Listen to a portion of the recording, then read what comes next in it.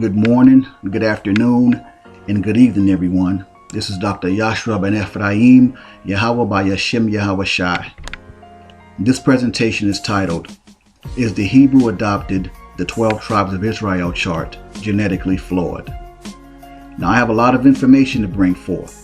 So before I get started, you may want to pause the video and get a King James version of the Bible, some scratch paper, and something to write with. Now, in the spirit of saving time, I'm going to get right into the abstract and lay out my thesis. My thesis does not seek to totally discredit the chart in its present form, nor does it seek to discredit the author or authors who were responsible for putting it together, disseminating it worldwide, and promoting it as biblical fact.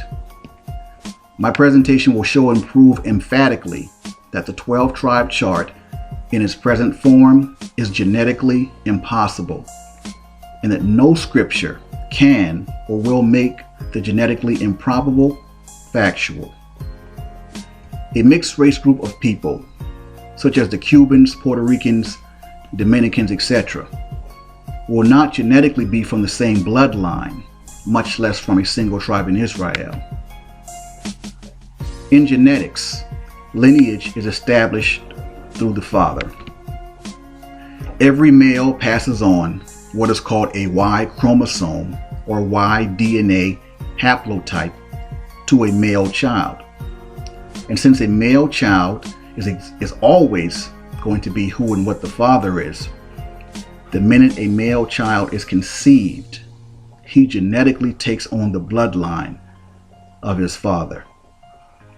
Now, there are three different and distinct male Y DNA genetic contributors to the majority of the groups on that chart.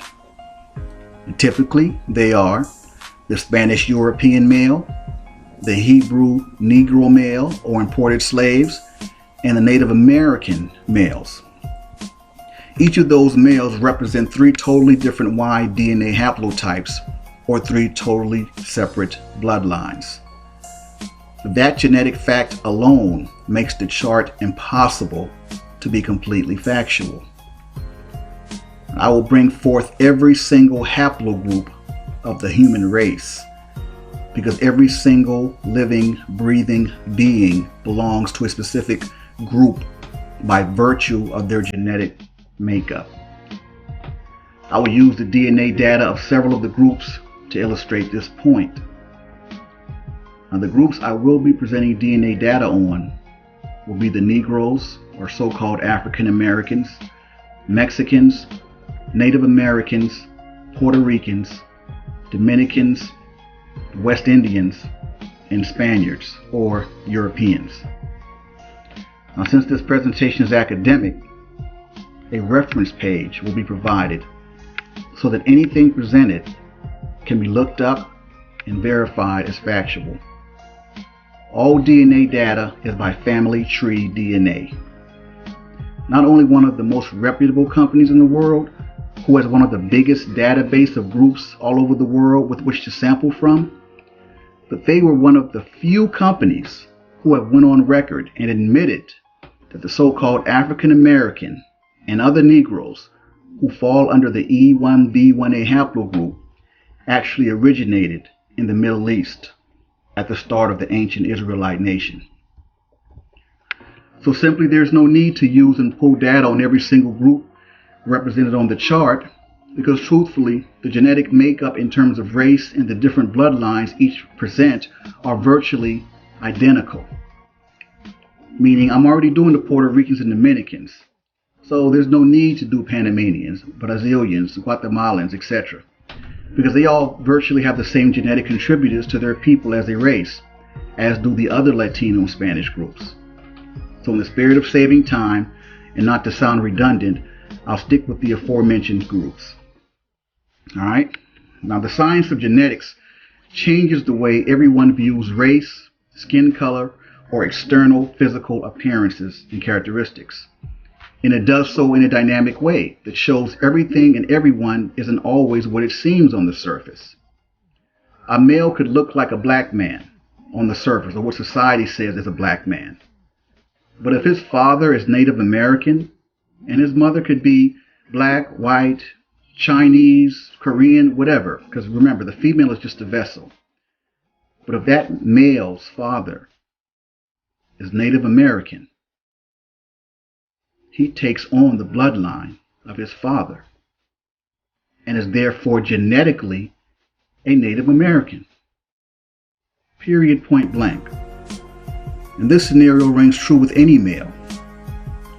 He is what his father is, regardless of what his physical appearance and characteristics say. My position is that the chart is not totally accurate, but it's not totally false either.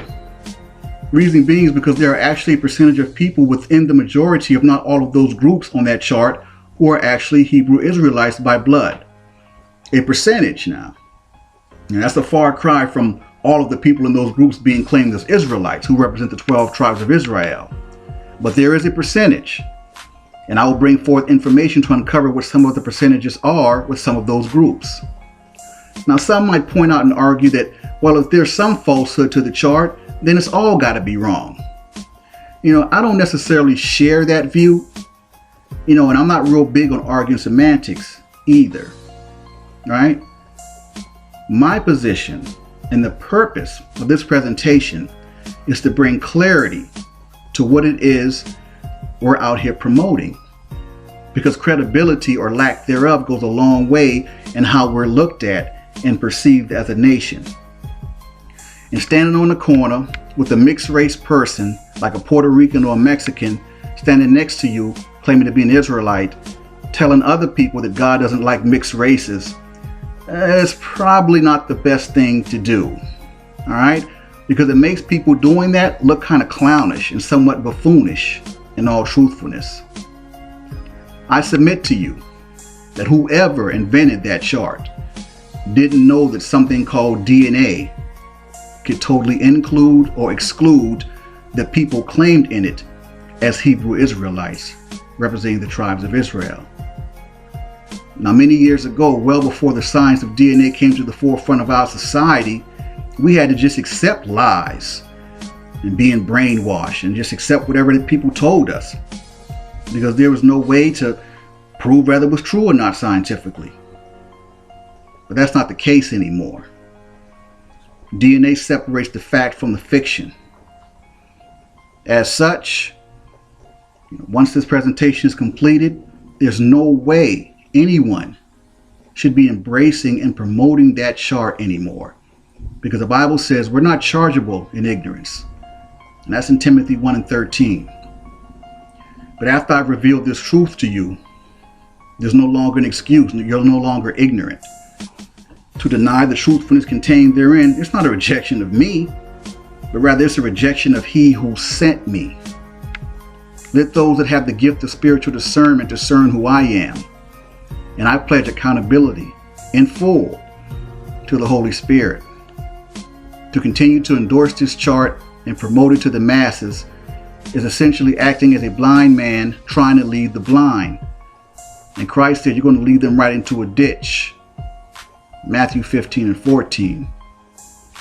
This is a chargeable offense, and you will be held accountable to the Most High for pastoring the people with false and misleading information and cause them to go astray. Jeremiah 23:1-4. And I humbly affix myself to verse 4. With righteous intention and a pure heart, I will bring forth information along with references that substantiate, validate, or support my viewpoints. And finally, I will end the presentation with a summation.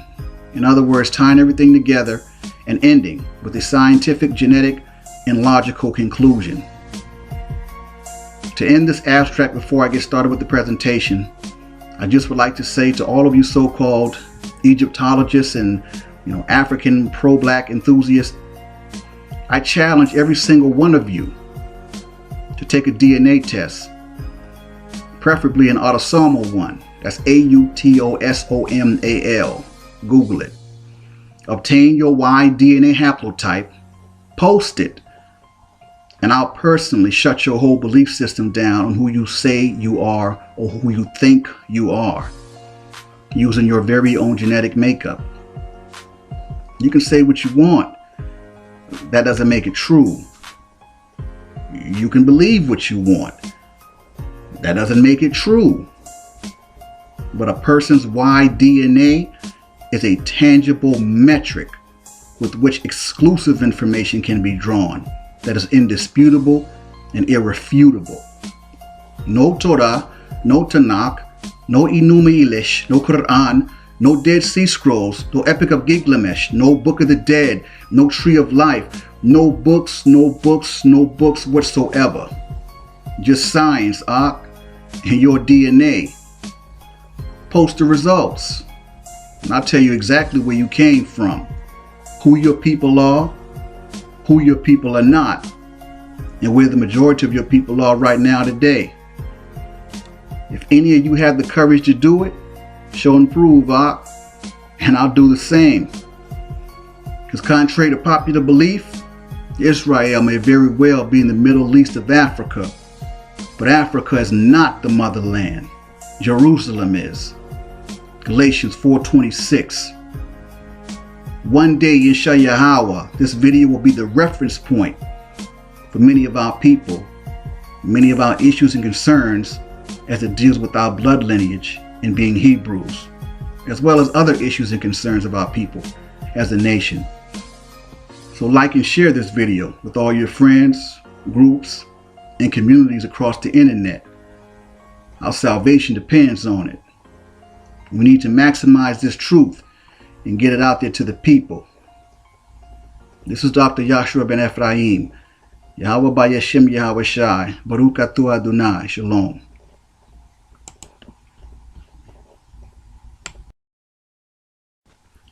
So here we go. We're going to go ahead and get right into it. Now, with this first section, I'm going to give everybody a basic understanding of, Y DNA and how it works specifically with those groups, in that 12 tribe chart. Now, after we're done with this, I don't expect anyone to be any type of geneticist or, DNA expert or nothing like that.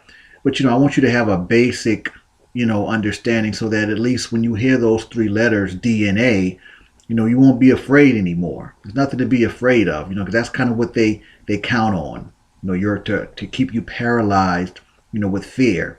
And when you're paralyzed, that means you can't move. And if you can't move, you can't, progress. So, there it is there. So we're going to go ahead and get into this Y DNA thing and how it affects the 12 tribe chart, with regard to this presentation. All right. Now, like I said before in the abstract and in the first video, the male child is the seed. All right. And by Y DNA, a male child is going to be what the father is. All right. The mother is the vessel. Okay. And I know some of you women out there looking at this, well, gosh, you're acting like the woman is not important. No, the woman is very important. All right. Like, let's not get it misconstrued. The woman is the vessel to bring the seed forth. But in terms of, establishing your patrilineal bloodline, that goes through the father. And that's just how the Most High has it set up, point blank, starting with Adam in the book of Genesis in chapter 5. All right. Starting from way back then to up to right now, our Y DNA has not changed, which, I actually find, pretty fascinating. All right. So moving right along, now we're going to start with like this. Let's say the Puerto Ricans. All right. Now it's generally understood that there are 3 different Y DNA genetic contributors to the Puerto Rican race, or 3 males that help make up the Puerto Rican race. That would be the Hebrew Negro male, or the imported African slave. There were Native American males there, so we have to allot that, there were some Native American and, black blood being mixed and everything like that. And of course, the Spanish European male Y DNA, right? Now, if you look at the chart that I have here, I kind of illustrated the way it, it kind of pans out. You can take the Hebrew male or the Negro male, and if he had a child with the Native American or a Hebrew female, that child is still going to be Hebrew male. Because again, the female is just the vessel. The child is going to be what the father is. Right? That's the importance of Y DNA. Because scripture tells us that Moses was actually married to an Ethiopian. Right? And, if you look at Numbers 12:1, it tells you specifically Moses was married to an Ethiopian woman. And in Exodus 4:20 tells you he took his wife and his sons. So you know that they had children and they had sons. Well, those boys were Hebrews, even though his wife was an Ethiopian. And that kind of leads me to the point I was trying to make in my first video, but I didn't edit it quite right. When I heard a brother say that he had a problem with the Hebrews having cohabitated with the Egyptians for all these hundreds of years, or whatever the case may be, and found it difficult to fathom that their blood wasn't mixed. Well, it doesn't quite work like that in genetics. The Hebrews could have lived among the Egyptians for 1,000,000 years, but every time a Hebrew male had a child, whether it's with a Hebrew female or an Egyptian female, guess what? That male child was Hebrew. So them being among, or living and cohabitating among Egyptian men and all that, it means nothing in genetics, because, apparently the new king of Egypt, he understood that perfectly. Because in Exodus 1:16, he felt that the Hebrews were getting too strong and the numbers were getting up there. And he said, hey, you know what? Kill every male son, but let the daughters live. All right? Well, why did he say that? Because he understood the concept. Right? A bunch of Hebrew males having sons, that means there are more Hebrew males being born. Right?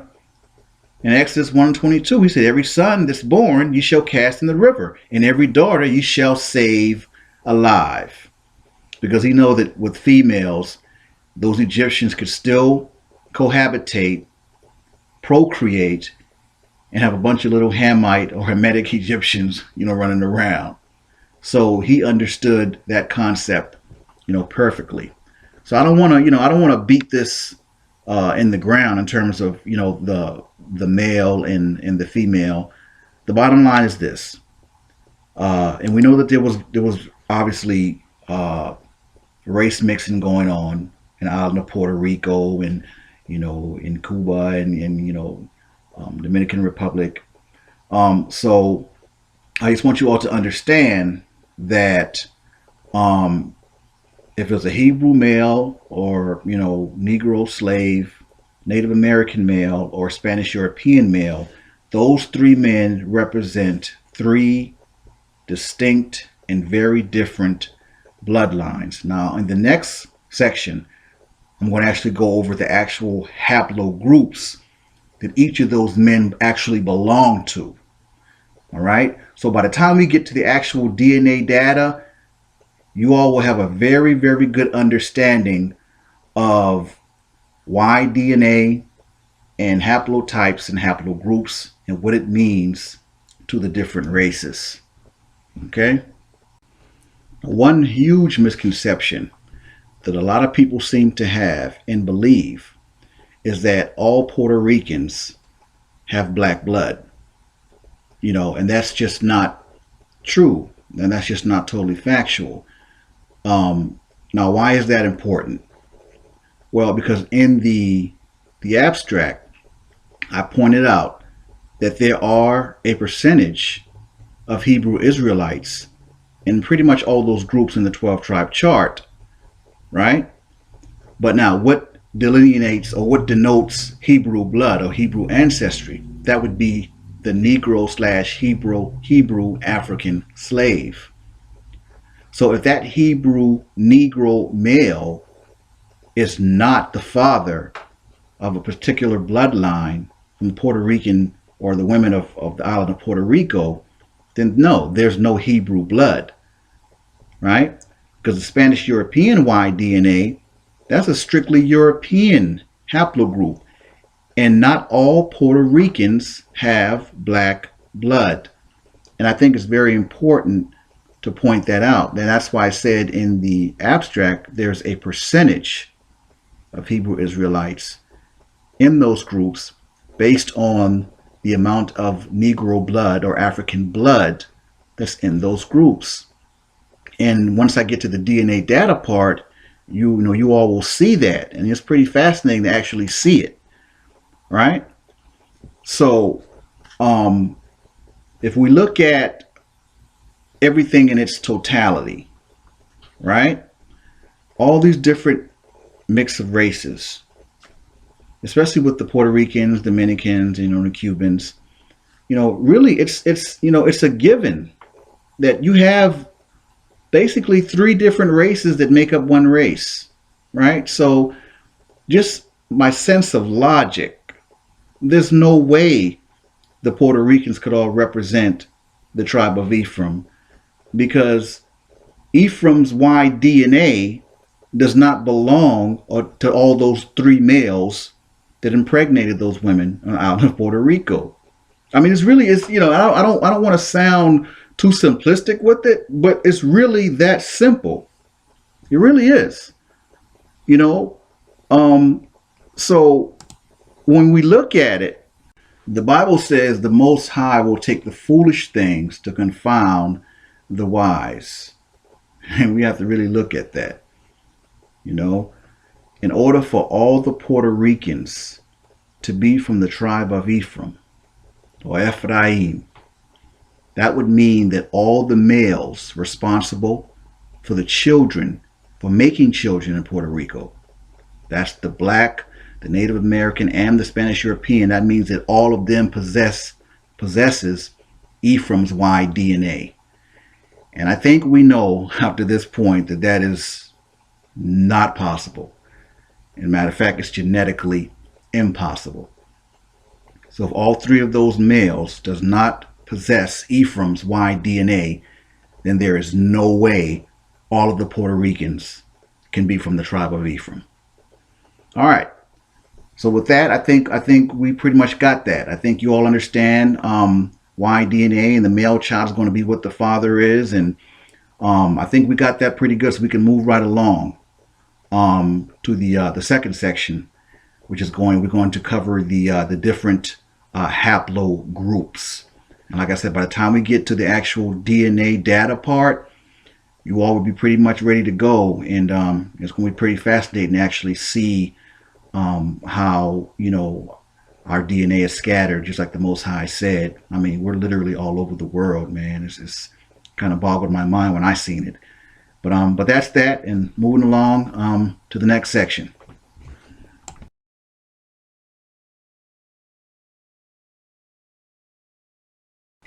All right.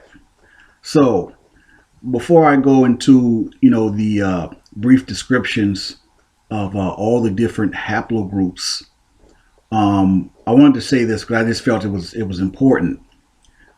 Clearly, one of the things that stood out to me, or stands out to me in the Torah, is the importance of the Israelite lineage and genealogy to the Most High. I mean, it literally sticks out like a sore thumb. Now I'm not going to go into every single scripture and verse that deals with, genealogy.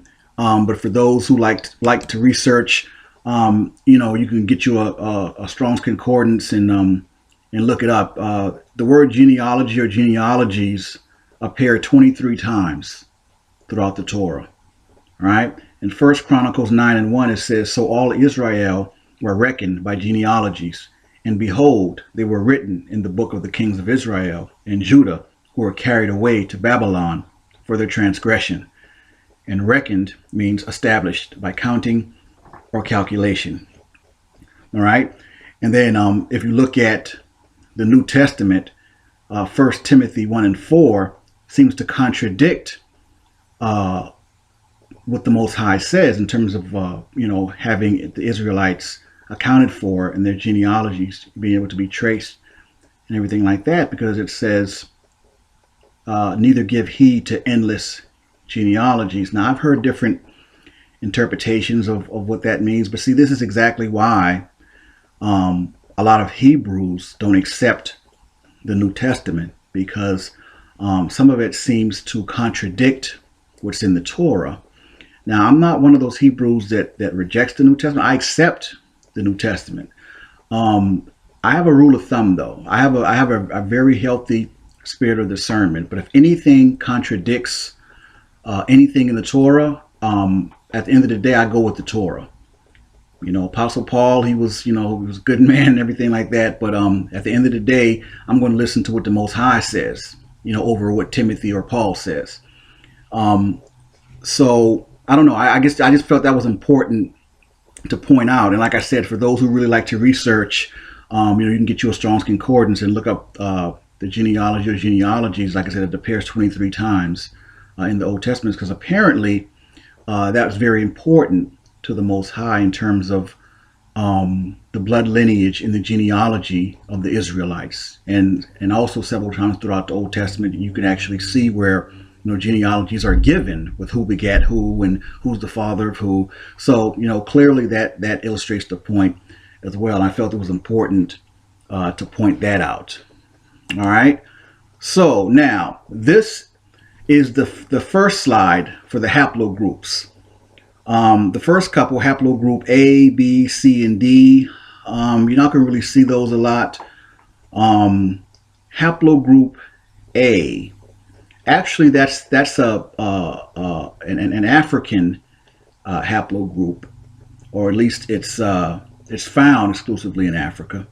But just as of recent, they actually found they did a DNA on an old South Carolina black man, and he's haplogroup A. And they just had him kind of confounded because they said that his DNA was over 340,000 years old or something like that. I was just like, wow, But anyway, this is a list of the first couple haplogroups: A, B, C, and D. You can all read them for yourself. Haplogroup B, just over 2% of so-called African Americans belong to that haplogroup. You'll see some pygmies that have that haplogroup fall up in there. Haplogroup C, it said originated shortly after the first migration of modern humans out of Africa. It said today the group is most common in Eastern Eurasia, East and Southeast Asia, and can also be found among Western North American indigenous peoples. So you have some natives or Native Americans that actually carry or fall under the haplogroup C. And then haplogroup D is said arose in Asia. So it's an Asian haplogroup. All right. Moving right along. Now, haplogroup E. Now we get into the good stuff now.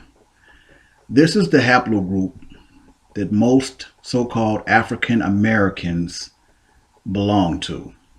And if you're a Negro, whether you're a so-called African American or you live abroad, this is the haplogroup more than likely that you are going to belong to. Now, before I even get into this, there's a couple of things that I need to say. First of all, I'm not going to get into the whole breakdown of the E1B1A, which is the so-called African American haplogroup, because on my next video, I'm actually going to give the thorough and comprehensive history on the E1B1A.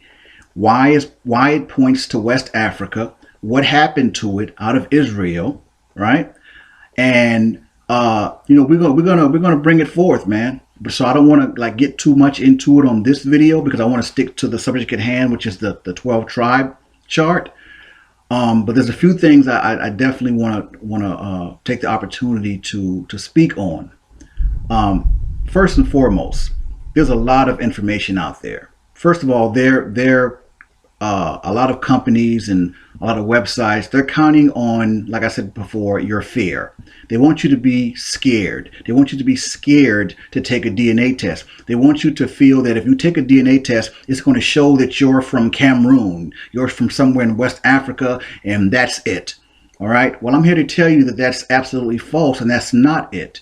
You can't fall into these traps, man. You have to just kind of really be careful, because you're going to have websites and people try to tell you that, oh yeah, you're E1B1A, that's that's the sub-Saharan African, and it started in North Africa or it started in East Africa. I mean, it's all kinds of just craziness out there, man. I mean, and then there are some sites that say, you know what, we don't know where the hell the E1B1A came from. In all honesty, they say the origin is unknown, because on the one hand, you'll have a company like 23andMe that'll tell you, okay, you're from haplogroup E, African American, which they try to say that haplogroup E came about with the Bantu expansion, roughly about 4,000 years ago. But here's the problem. Your DNA is well over 25,000, some say even over 50,000 years old. So if our DNA is that old, that puts us squarely at the beginning of civilization. We're talking Adam, Enoch, Israel, Middle East of Africa. Jerusalem is the motherland, right? So you have to be very careful about the stuff that they try to inject or put out there, because one thing I've known about this whole DNA thing, and I know a lot of you are still, very afraid of it, and you don't trust it and this and that. Listen, you just have to know what you're looking at, and don't let and accept anyone just injecting anything into your spirit, this non-factual, non-truthful. No one's going to tell you that your E1B1A without a shadow of a doubt is an African haplogroup. Okay, no one's going to tell you that. All right. And like I said, Family Tree DNA, they're one of the only ones who actually said, hey, you know what? This E1B1A is actually a Middle Eastern haplogroup, even though they tried to downplay it. Right. We know that in the court of law, your DNA can either say that you were there or it can say that you weren't. Well, guess what? Our DNA says that we were there. And I'm going to get into that and bring that forth in the next video. But I wanted to just kind of say that. They're going to try to tell you whatever and see if you'll believe it, if you accept it, right? There's a reason why our DNA points to West Africa, and that's it. But that's not our origin. That's not where our DNA starts, okay? Stop giving your money to these African ancestry people and getting all emotional because they told you that you're from, some tribe in West Africa. Trust me, that is not even a half of your story, black people. Stop it. They're not even telling you half the story. All right, so stop giving your money to these bunk DNA places that can't even give you your Y DNA haplotype, because your ancestral composition means nothing if you don't know what your Y DNA haplotype is. That's what determines, your blood lineage, not what percentage you are of what race. I mean, what is that? Right? So stop giving your money to these African ancestry and these bunk websites that can't even give you your Y DNA haplotype.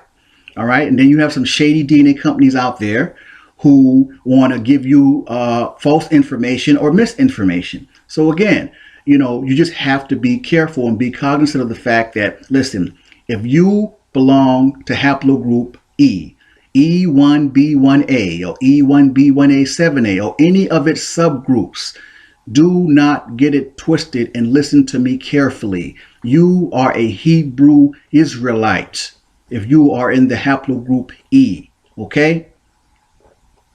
Now, do we have that established? We can move right along, because on this slide, actually a lot of the Europeans or the Spaniards belong in some of these haplogroups. And again, I'm going to revisit the whole haplogroup E thing, but I just kind of wanted to say that. But trust me, there's a video coming out, black people, and I'm going to give you the whole history on what happened to us out of Israel. How we ended up in West Africa and why our DNA points exclusively to West Africa, even though our DNA is much, much older than a lot of those West African civilizations. All right, I'm going to deal with that on the next video, but I definitely want to get that out there.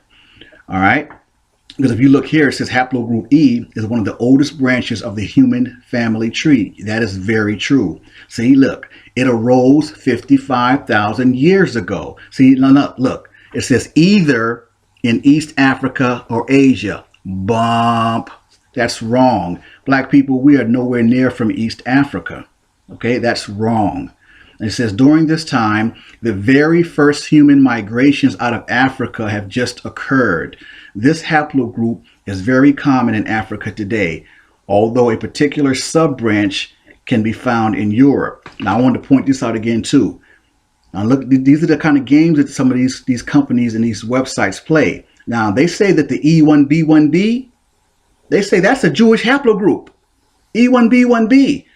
I'm sorry, but last I checked, E1B1A comes before E1B1B. So how is it that E1B1B is so-called Jewish, but E1B1A, oh yeah, well they have some, kind of Jewish stuff, whatever, but it's an African haplogroup.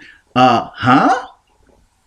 Right. See, these are the kind of games that they play. And if you let them play it on you, and run with it, then yeah, that's what they'll try to tell you. But it's a bunch of crap. So I'm trying not to go on a tangent on this haplogroup E thing because I really wish I was doing that video right now.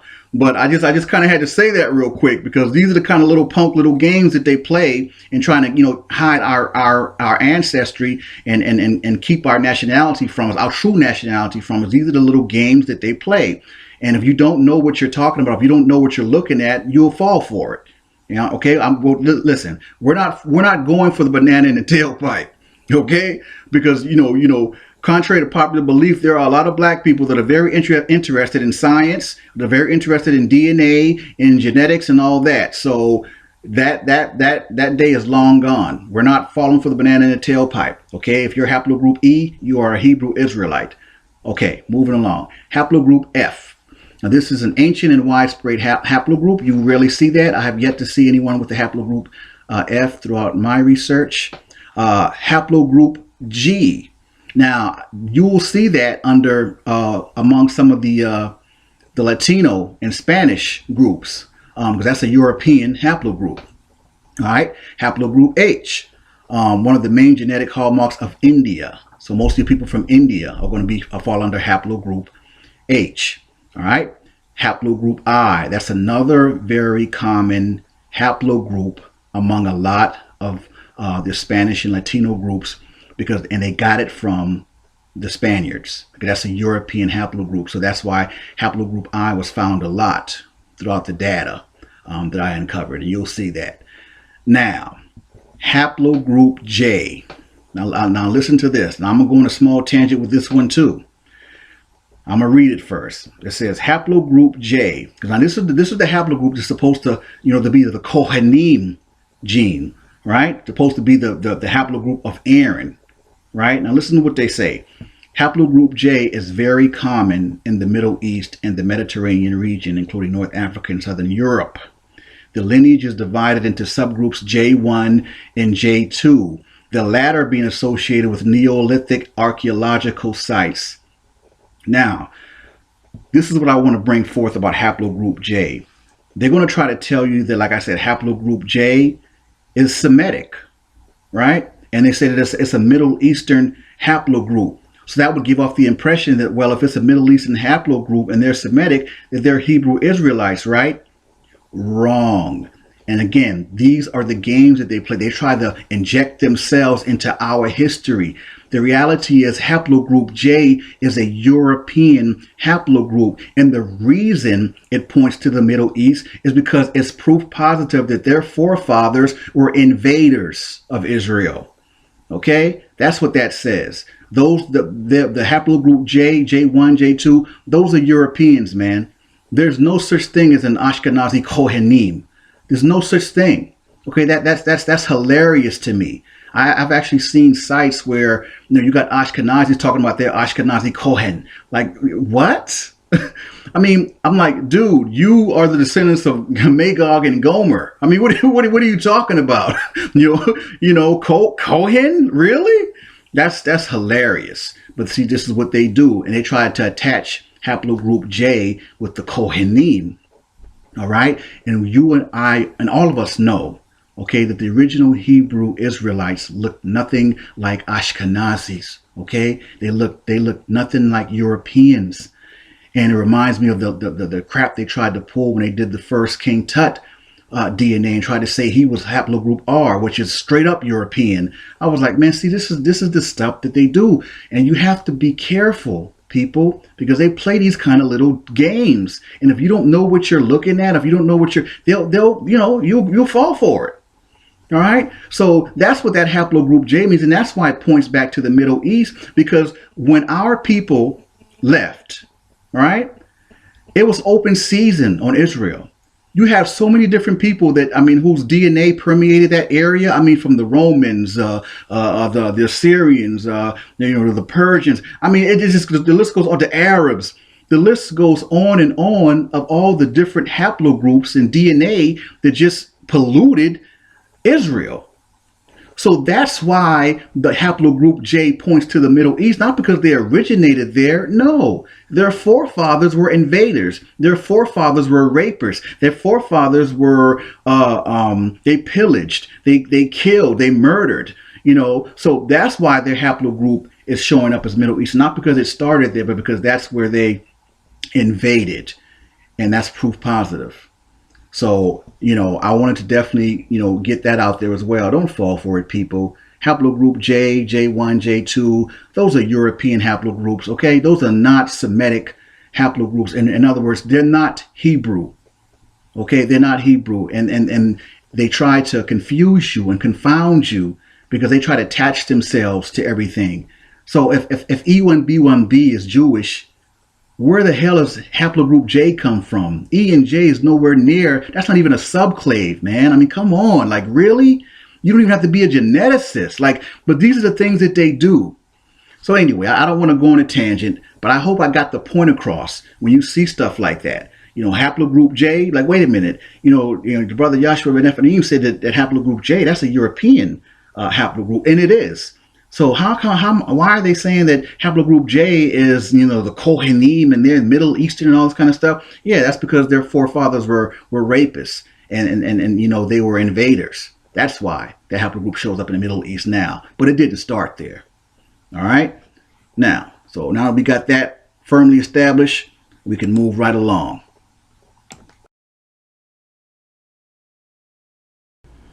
All right, moving right along. Hopefully, what you've done is, because if you remember, I said you might want to get some scratch paper and something to write with, and hopefully you've kind of jotted down some of the haplogroups, and because you will see them again when we get to the actual DNA part. So that was the purpose of just kind of going over that. But now on this slide, with haplogroups L through Q. Now, you're not going to see a lot of these haplogroups within the groups just listed on the 12 tribe chart. You're just not. Now, of significant note, not kind of skipping it, but haplogroup Q. Now, remember that haplogroup, because that is the most common Native American haplogroup. And that haplogroup came up a lot in my research with Mexicans, the Dominicans, the Cubans, because again, we all know that Native Americans is a huge part of those races.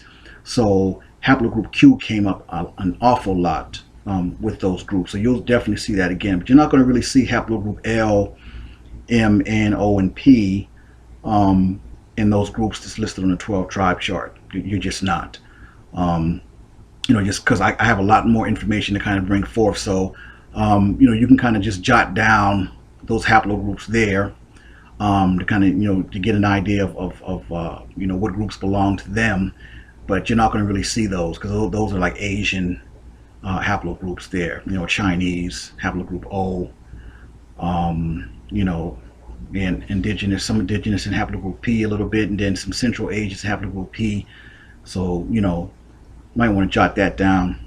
But the whole purpose of me going through these haplogroups is so when we get to the DNA data part and you actually see the haplogroups, you can kind of just check back and like, okay, yeah, that's okay, I see that. That's haplogroup, such and such. And yeah, that's the European haplogroup that we touched on. So we're going to kind of keep it moving from that. Just remember of significant note is haplogroup Q, which is mostly your Native American haplogroups.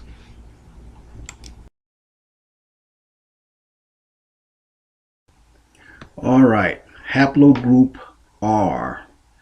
Now, out of all the European-based haplogroups, this is probably the most European of all of them.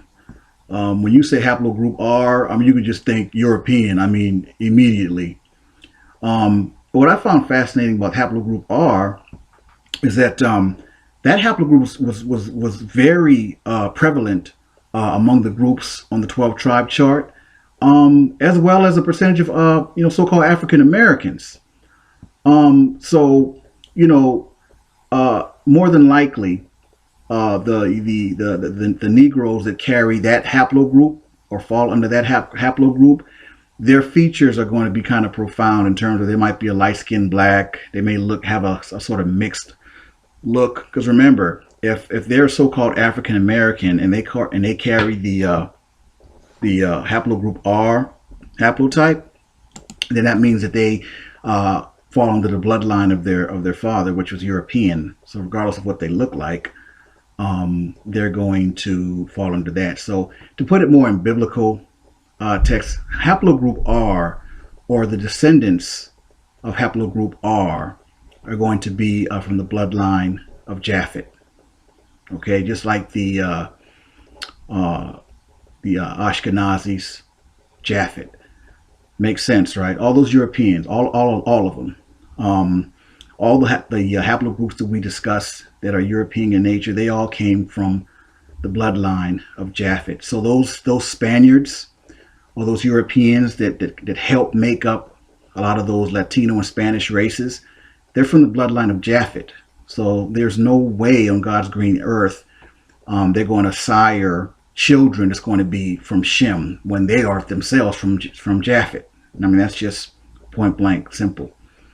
I remember when they first did the King Tut DNA test, and for the longest time, man, I mean, they've been trying to whitewash Egypt and make Egypt white.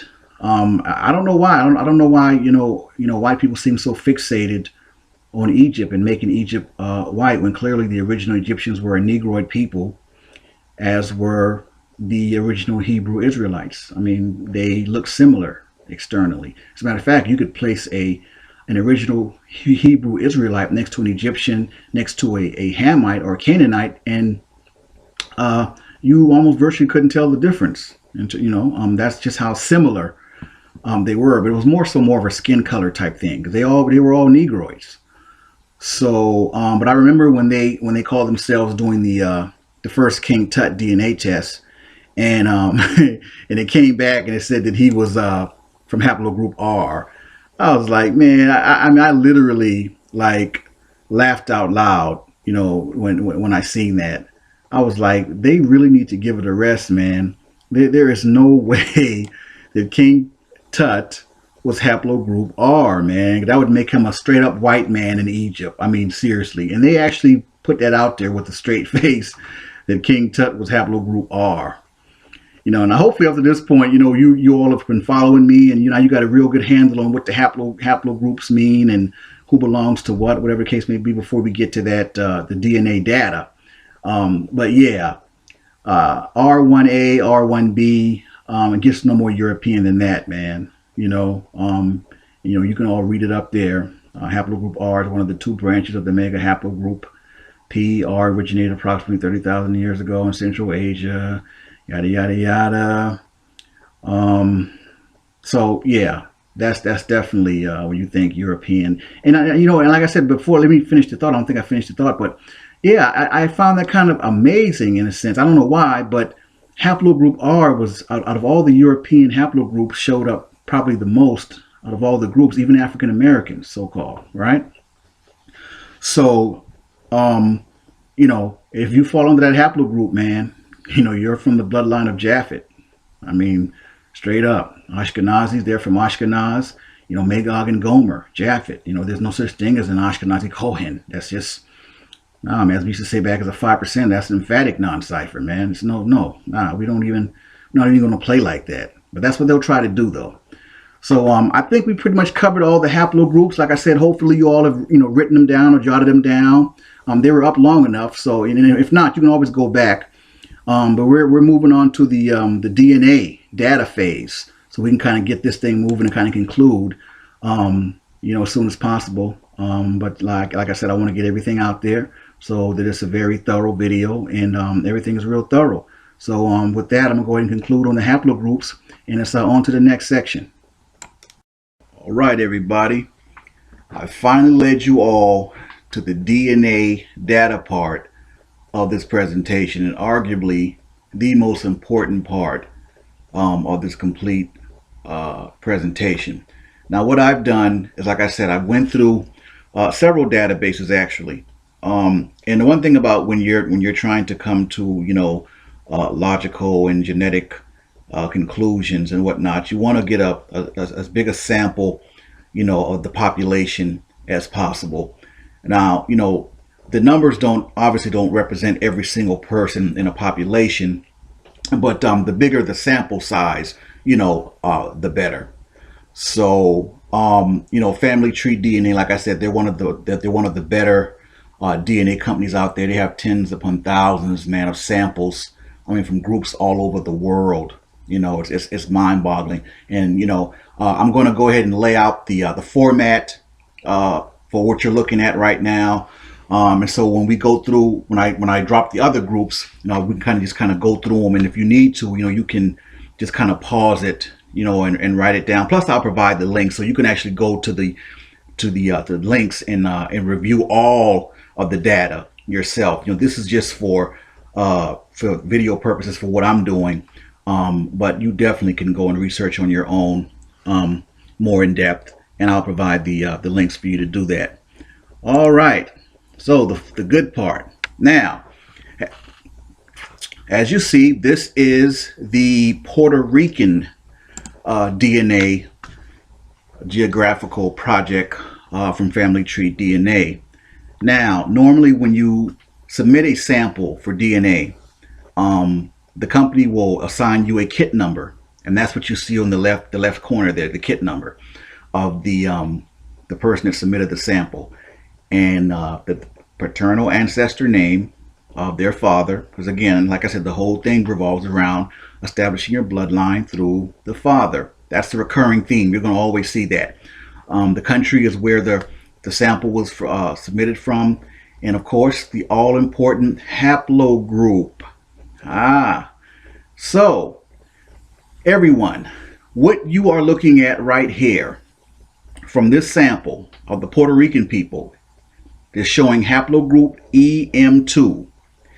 That is a smaller name for E1B1A. And what that means is that you are looking at the Puerto Rican Hebrews by blood right here. And many of you, for the first time, you can actually see it. This you can look at the names. EM2, that's E1B1A. I got a couple more, haplogroups from the Puerto Rican race, but that's you're looking at the Hebrews, man. There you go. Those Puerto Ricans right there are Hebrews by blood. EM2, plain as day. All right. So like I said, we're gonna I'm gonna go into the next slide. For Puerto Ricans, we're gonna kind of go through that, and like I said, you can always pause it, but we're gonna kind of go through so I can get all of the data in from all the other different groups, because I still got a lot more information I want to bring forth. I want to show you the percentage of our people, and how we're scattered in West Africa, where we are, what tribes we're actually scattered into. I want you to actually see our DNA throughout the world and see what the Most High said, that He was going to scatter us throughout the four corners of the world, and you can actually see that. I want to bring that forth too. So we're going to kind of keep it going, and hopefully we can get through as quick as possible. I know it's kind of lengthy, but every single thing in this video is important. And so hopefully you've been very interested in what I'm saying, and intrigued and listening in and everything like that. So hopefully we'll get through it soon, but y'all just hang on in there. We're going on to the next slide. Okay, pasa todos puertorriqueños ahí. All right, here we go. Now this next slide, again, this is more haplogroups from the Puerto Rican people. And the one thing I really find so fascinating about all the groups in the 12 tribe chart is the extreme diversity, man, of all the different bloodlines that's in one race. I mean, it's one thing to kind of know and hear it. It's like, oh, the black and the white and the Indian, makes up the Puerto Rican, but to actually see like genetically the different bloodlines that this group represents, man, that's just so fascinating to me, man. Like really, I mean, listen, these groups are overwhelmingly European. I mean, there's so many different European bloodlines in the Puerto Rican race, man. I'm like, when I drop the numbers for the percentage of Hebrews in the different races, and Puerto Rican is included in that, by the way, it all makes sense. The percentages, the most healthy percentages of Hebrews will belong to, and not to get too far ahead, but the most healthy percentages of Hebrews belongs to the Puerto Ricans, the Haitians, and the Brazilians, and the West Indians. Those are the four groups that are the strongest with Hebrew blood. All right, so I just kind of had to sidebar for a minute, but all right, here we go. Haplogroup G. All right, remember we went over that. You see that?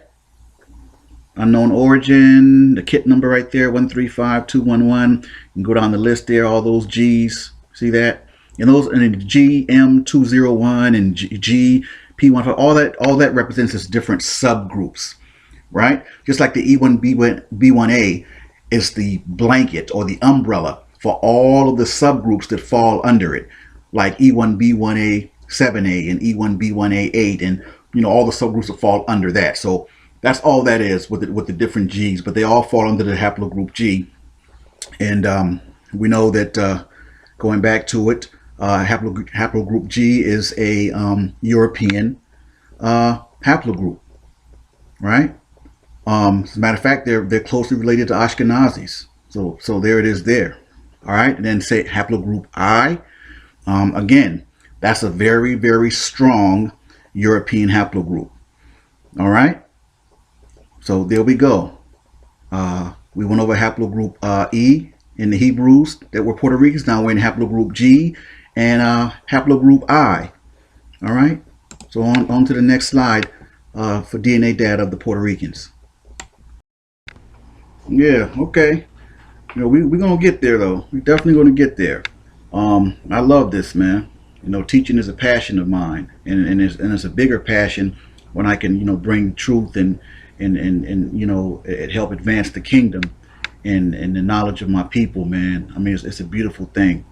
I get nothing from this, man. I mean, it's taken a lot of time to put this presentation together, but it's worth every second. So, we'll get through it. We'll definitely get through it. Now, what I like about this particular slide for the DNA data of the Puerto Ricans is, remember when I said I went on my tirade in my tangent about haplogroup J, about them being actually Europeans. They're trying to say that J1 and J2 was supposed to be, Kohanim and all this kind of stuff. Well, guess what? This slide right here from the Puerto Ricans, it tells you that they're liars, man. Haplogroup J, you see it plain as day. JM102, JM172. Their DNA convicts them, man. They're Europeans. They are invaders. Okay? I mean, boom. Look at it right there. Let's just keep that right there for a second, man. That convicts them. That tells you right there. They are invaders, man. That's all they are. Trying to write themselves into our history. And that's the reality. I dare any one of those so-called whoever to try to dispute what I'm saying. I dare any one of them. And I'll bury them. And I hate to sound arrogant, but I'm just saying, I get so tired of all the lies, man, and the misinformation, and got my people all running scared, and you mentioned DNA and they freeze up and start. Man, I'm tired of that, man. Enough of that. All right, that tells you right there, man. Haplogroup J is Europeans, man. All right, straight up invaders. Look at it right there, European. You ain't even got to say no more. I ain't even gonna waste no more energy on that, man. We're gonna go on to I think the last slide for the Puerto Ricans. We're gonna keep it moving. I think on to the Cubans is next. Que lado, papo. Yeah. All right, so the slide here, like I said, haplogroup R. I mean, when you say haplogroup R, I mean strictly European, man. I mean, matter of fact, there's so much R with the Puerto Rican DNA data, man. I mean, you would have to go to the website yourself just to view it, man. I mean, this is just a small, sample. There's so much R. And what I found kind of alarming, man, is I noticed that if you look up to the very top, you see one Q M3, right? You guys see that? Where you see the kit number M30848. Well, what that 1QM3 says is that's the bloodline from an actual Native American male, right?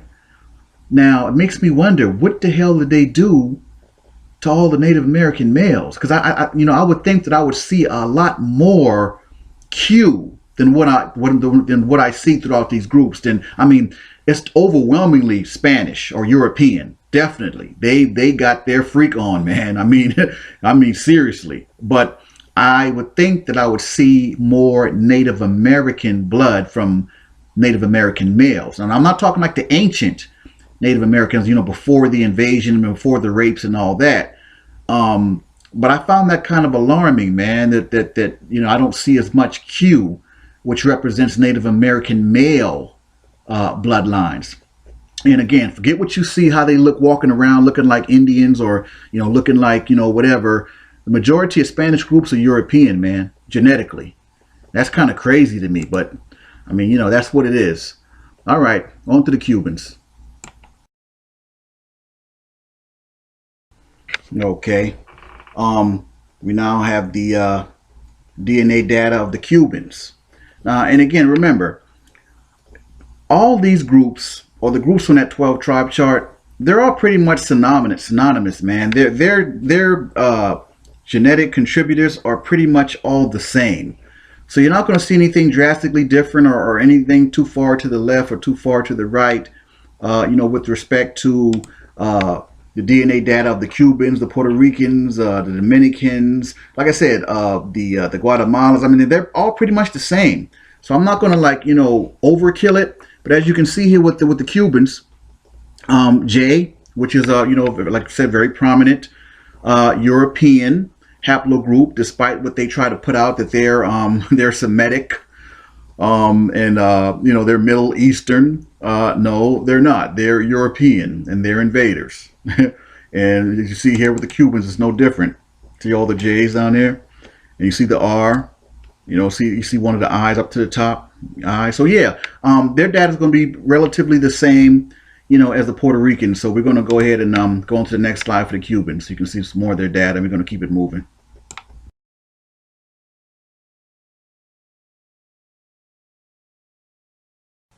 Okay, now on the second batch of the Cuban DNA data, as you can see to the very top, you see a couple EM2s. All right, those are your Hebrews. There it is there from the Dominicans. All right, and actually, if you move down just a little bit below the last EM2, you see a haplogroup T. We didn't even include that, but you know what? That is also a European haplogroup. It's crazy, man, the amount of different European haplogroups that represent these Spanish and Latino races, man. But yeah, haplogroup T, in case you're wondering, like, what the heck is, we didn't cover a haplogroup T. No, we didn't. But yeah, it's European. And in this batch, you can actually see, two QM3s, or two from Native American male bloodlines. I guess it's better, two's better than one, right? Then you see the R, you see the I, all European, So, yeah, we're going to go to the last slide of Cubans, and then I'm not sure who's next, but we're going to keep it moving.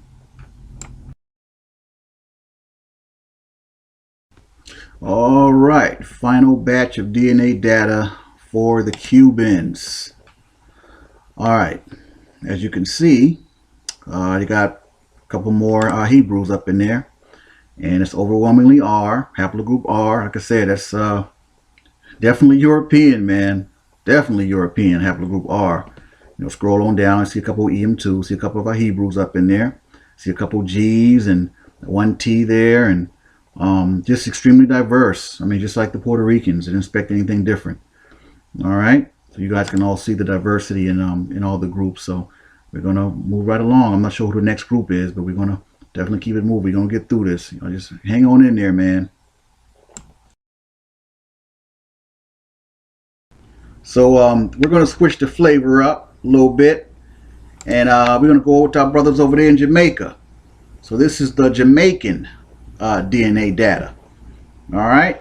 Now remember what I said a little while back, that They're one of the four groups that have the one of the biggest Hebrew presence out of the groups. Well, you can see it right here, just in this sample alone.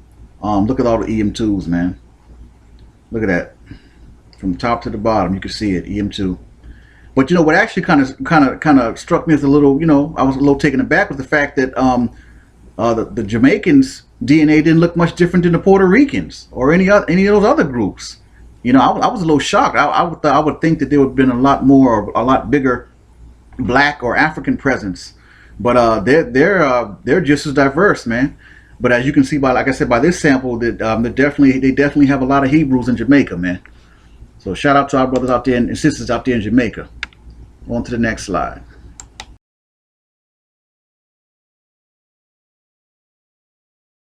All right, so moving right along to the Native American DNA data.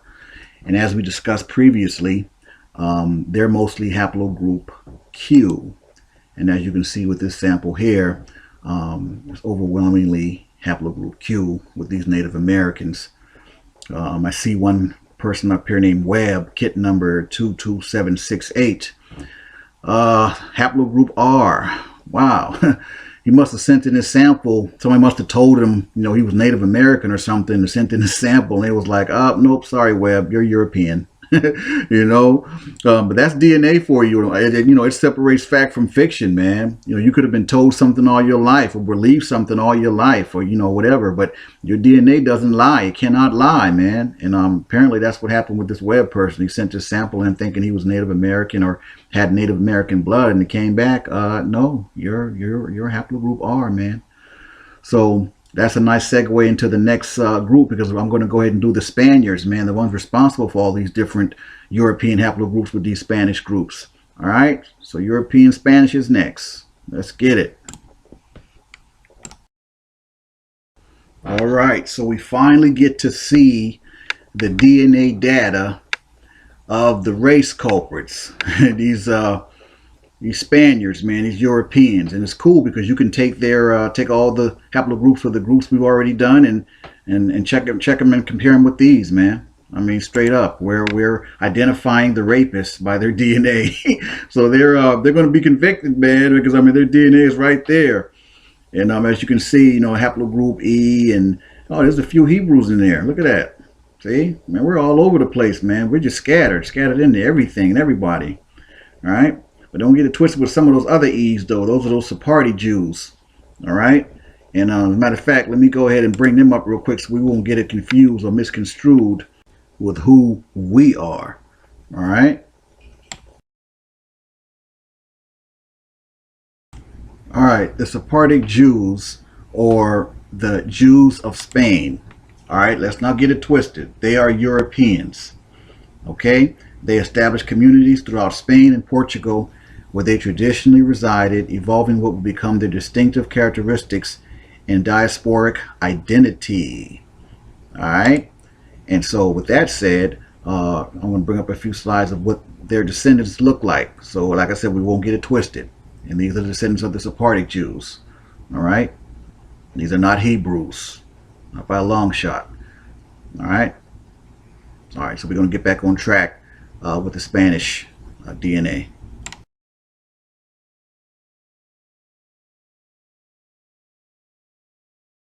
All right, second slide of the Spanish European DNA data.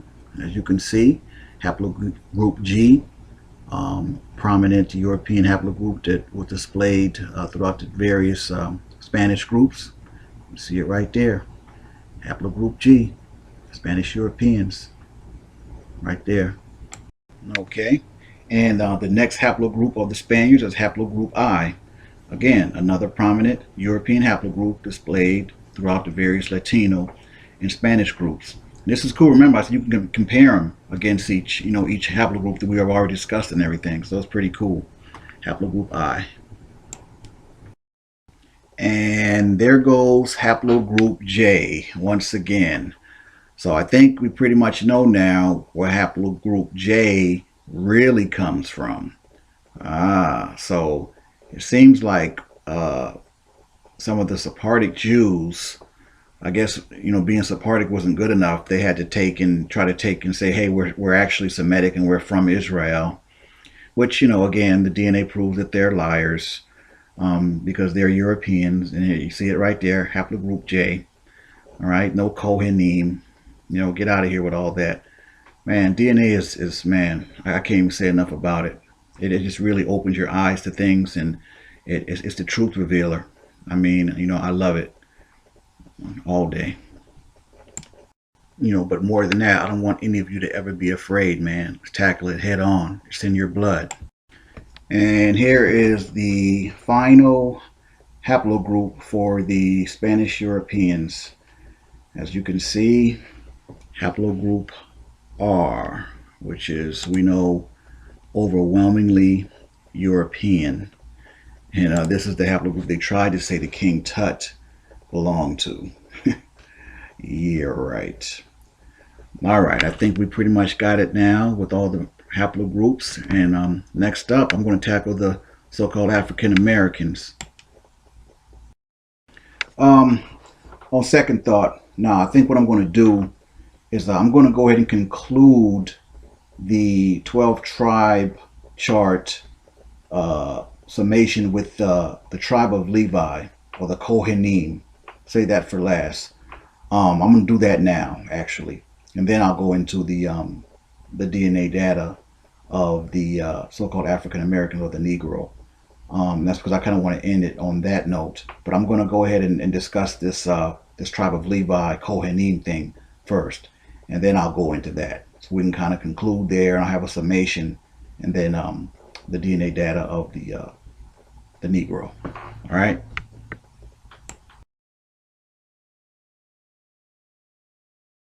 Okay, I saved this one for last with respect to the 12 tribe of Israel chart, because arguably it's probably the most important, the tribe of Levi, which many of you know is the priestly tribe.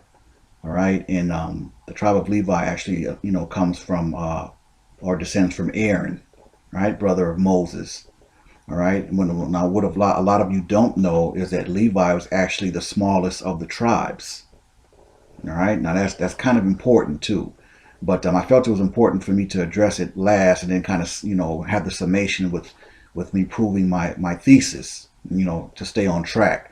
Now with respect to the tribe, claiming that the Haitians are the tribe of Levi, I can definitively say that that is not true.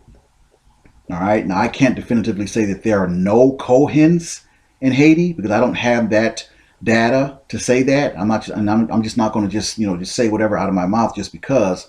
But I will definitively say that no, the Haitians are not the tribe of Levi. But yes, they do have a huge percent of Hebrews in Haiti. All right, so I felt that was very important to point out. Now the Kohanim, we're going to go into that in the next slide, in the next segment rather. But I felt I wanted to kind of tie the loose ends together in terms of why I chose to kind of do this last. I think I've presented enough genetic evidence to support my thesis. So again, we're going to go ahead and summarize that, and then go into to get ready to end this presentation, the whole thing, man. So hang on in there, man. We're going to get there. All right, I'm gonna go ahead and bring this forth. Now I mentioned before that there's a lot of information out there where they're going to try to say, or they're going to try to tell you that this haplogroup J1 and J2 are Kohens, right? And that's out there. They're pushing this, right? Now I'm going to get into the African limba in the next section, or in the next segment. But let me just say real quick. They did not believe they were going to find what they call the Kohen Molo with the African limba. They really didn't. And it literally confounded them when not only did they find that the limba possesses the Kohen Molo haplotype, but they possess the highest concentration of the Kohen Molo of any group on the planet. And we all know that the original Hebrew Israelites looked like the African Limba. So when they tested for that Cohen model, the geneticists and the scientists, little did they know, but they changed the game, man. They verified and they found the tribe of Levi for us over in South Africa. Because remember, they just lump us all together. They just figured that the African Limba were a bunch of Bantus, a bunch of Africans, whatever the case may be, until they took that DNA, man. All right, so I didn't want to, I didn't want to just kind of, digress real quick, but I wanted to, mention it. So anyway, back to this, the Kohanim. Okay, so they tried to attach the J1, the J2, and I've even heard, some Ashkenazis out there claiming to be, an Ashkenazi Kohen, which is, just ridiculous. Okay, the original Hebrews, we all know they were a Negroid people. They looked nothing like Ashkenazis. They looked nothing like Europeans. They looked nothing like the descendants from haplogroups J1 or 2. Okay, let's just keep it 100 out, up here, because there's a lot of misinformation out there, man. And like I said, if you don't know what you're listening to, if you don't know anything about this DNA stuff, you'd be like, man, you know what? I'm not even gonna fool with it, or that's some bull or whatever, and then you get discouraged, and then and give up, or just not even want to process the information. That's exactly what they want you to do. All right, so that's the purpose of this presentation. That's the purpose of me, doing all this, right? So to give you the information, right? So you won't be afraid and you won't be ignorant any longer to DNA. Now you'll be basically armed to say, man, get out of here with that. Haplogroup J is not no Cohen model. Haplogroup J is not from the priestly bloodline of Aaron. Stop it. All right, the African Limba are. All right, and like I said, more of them in the next segment. But yeah, and if you don't know, they'll try to get you with the banana and tailpipe, man, because you don't know, right? So I had to address that because it's out there, man. It's definitely out there, and they've been trying to sew that together and throw that against the wall and see if it'll stick. That they're Cohens. Now, if the African Limbas are Cohens, right? So if the African Limbas are Cohens, and they have the highest concentration of it of any group on the planet, then I think it's pretty safe to logically assume that they are descended from the bloodline of Aaron. Aaron looked like the African Limba. Let's keep it 100. That's what Aaron looked like. Aaron didn't look like Magog, Gomer, and Ashkenazis. All right. So with that said, we're going to segue into the next slide, which is the African Limba, and we're going to get ready to do a summary for this and end it. The African Limba. Now, when I first saw the documentary, I was blown away, man, because I had never heard of the African Limba. All right, for years, man, they told people. Their oral history was just super, super strong. They told you who they were. They've been telling people for years who they were and where they were from. You understand? But everyone made fun of them. They're like, yeah, right. You guys ain't no Hebrews, whatever like that. And they never wavered, man. They told them, like, I don't know why when black people start saying something, they take us as a joke, right? Because like I said in the last segment, see what it is that they have everybody lumped in now in Africa. It doesn't matter if you're from the West or, North, whatever like that. If you look like a so-called Negroid, they want to lump us all together, right? And see, that's that bull. Okay, I don't care what we look like externally or what our characteristics are. All right, the Limba told them, listen, we are Hebrews and we are not lost. We are scattered. They had that pride. They had that passion. They had that energy, and no one took them seriously until a bunch of geneticists or scientists from, I think, over in the UK said, what, we're going to see if this is real. Man, listen, they tested the African Limba, and everything that they said about their oral history, they proved with their blood, man. Not only, like I said, are the African Limba Cohen models, but no group on the planet has a higher concentration of it than them. You understand? So that was the big, hey, joke's on you. So now what it is once they discovered inadvertently that the African Limba, who are the real descendants from the tribe of Levi, right? Once they discovered that, they're like, well, God, what do we do now? Because we already put out there that we got this J1 and J2 as the Kohen model. And guess what? You'll be hard pressed to find the haplogroup of the African Limba. Ha.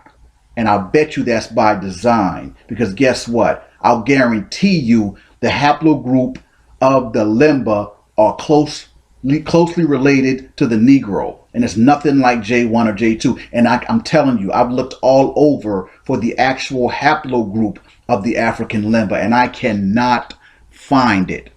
I'll guarantee you that's by design, because they wasn't counting on the African Limba testing for the Kohen model and inadvertently discovering the real descendants of Aaron. Now, how about that? Yeah. All right. So, that's just some of the little things that they do. These are the games that they play. This is what they do, man. Listen, no one's going to grab you by your hand and say, listen, you know what? Hey, black person. Hey, African American. You know what? We've been lying to you. You're actually God's elect. You're His chosen. You're actually Hebrew Israelite. You're from Israel. You're not from Africa. No one's going to say that. They're not going to say that. You take a DNA test in one of these bone companies, and they're going to say, "Oh yeah, well you're from Cameroon," and give you some whack certificate or something, some African tribe in West Africa somewhere, and you get all emotional and happy. I mean, and that's not even the full truth. Like I said in the previous video, West Africa is a subculture for us. But I don't want to go on a tangent, all right? But I did want to speak about the African Limba. Now, in the next segment, I'm gonna read some material and on them and some of the results of their DNA and everything like that, because it's important to tie all this stuff together. But yeah, what they did, my people, is they inadvertently discovered the tribe of Levi for us. And now that they did discover the real tribe of Levi, it's like we can't get their Y DNA haplogroup anywhere. Like, they're keeping that hidden. The only thing they're telling us is, yeah, well, they're definitely Kohen modal, but they're not telling us, they will not release their Y DNA haplogroup, and I'm still trying to find it. But make no mistakes, the African Limba, our brothers in the South, are Hebrew Israelites, and they are Kohens. They are the descendants of the priestly tribe of Aaron. How about that?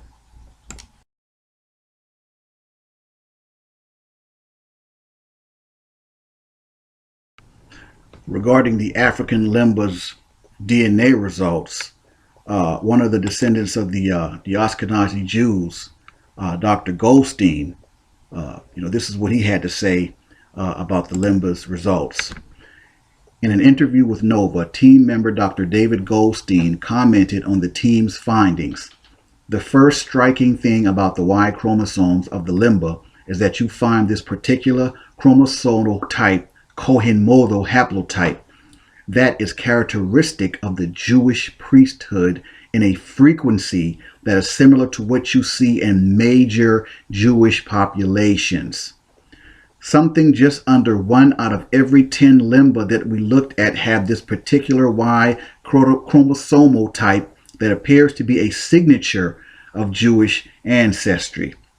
Perhaps even more striking is the fact that this Kohen genetic signature is strongly associated with a particular clan in the Limba. Most of the Kohen modal haplotypes that we observe are carried by individuals of the Buba clan, which in Limba oral tradition had a leadership role in bringing the Limba out of Israel. What this study shows is that the Limba, and more specifically some members of the Buba subclan, seem to have an ancestral connection to Judaic populations, like an oral history but written in the letters of their DNA. The Limba Y chromosome hands from father to son a living record of the past. Now, this slide corroborates my statement of the Limba having the highest concentration of what they call the Kohen modal of any group on the planet. Now, I'll read the highlight, and you guys can, pause it and read the whole thing. Not a problem. But I'm gonna just read the highlight for saving time's sake. But it says that shortly after it was determined that 53% of the Buba clan of the Lemba people of southern Africa have the CMH or the Cohen modal haplotype compared to 9% of non-Buba Lembas.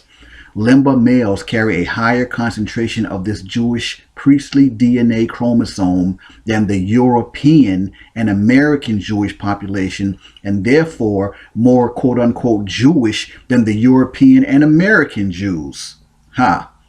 Although the Buba tribe has this Kohen model in higher percentages than the Ashkenazi priests, the non-Buba Lemba still has the highest percentage of the Kohen modal haplotype outside of the priestly order of Kohanim.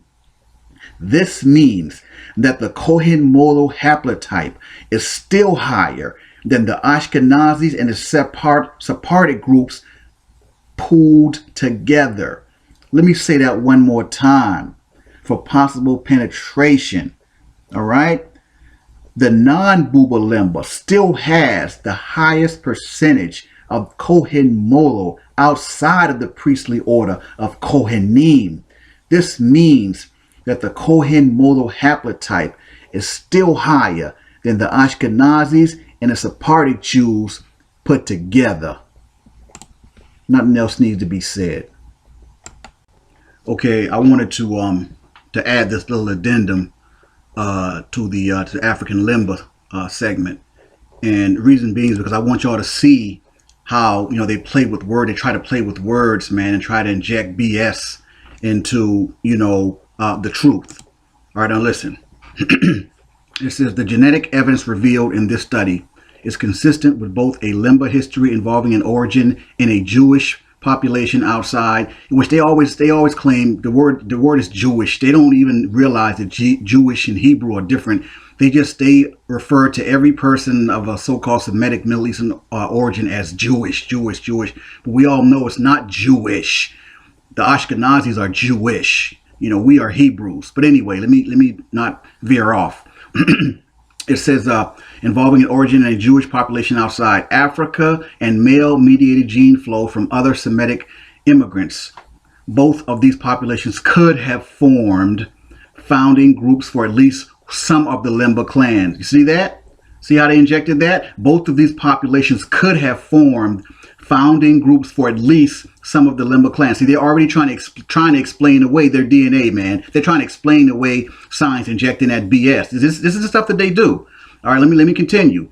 And with the admixture with Bantu neighbors, which Bantus are actually Negroes and Hebrews, by the way, but that's another story for another time.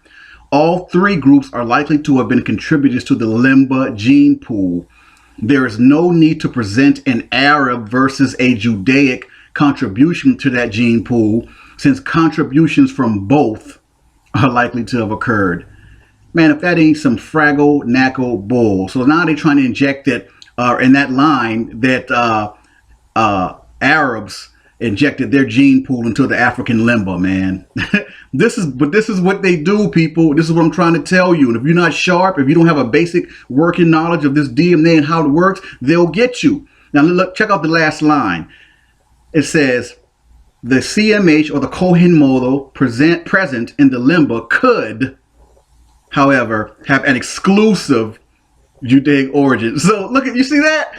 Now they just gave us a quick negative positive because they still don't want to give it up, man.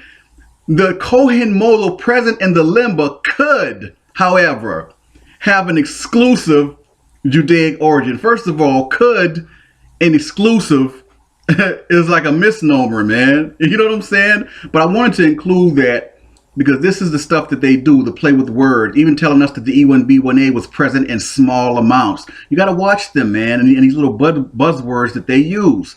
But I wanted to include that little piece, that little addendum, so y'all can just kind of see. They're not going to just give it up to us, man. They're not, even with irrefutable, indisputable DNA proof in our blood with our scripture that we are Hebrew Israelites. These people are not going to give it up to us, man. They're going to fight us tooth and nail to the very end until the Messiah returns. Believe that. So we have to arm ourselves, man, not just with scripture, but with this science, with this DNA, because this is what it is now. This is the new movement. All right, so I just wanted to include that, man. Let y'all see how they play with words and the games that they play, and how they still try to downplay us. Listen. The African limba, they already said, has the highest concentration of the Kohen Molo of any group on the planet. They have more than any so-called Ashkenazi and the Sephardic Jews combined. And yet they still want to play on words, talking about they could have had Arab contributions to their gene pool, or it's likely that they have an exclusive Judaic origin. Man, come on, man. But I'm not surprised. But you know what? This is why I'm arming all of you with this information, because you're going to have the working knowledge to come against a lot of this stuff with this DNA stuff, man. And that's what it is. So let me get to the summation and close this up, man. And we're going to move on.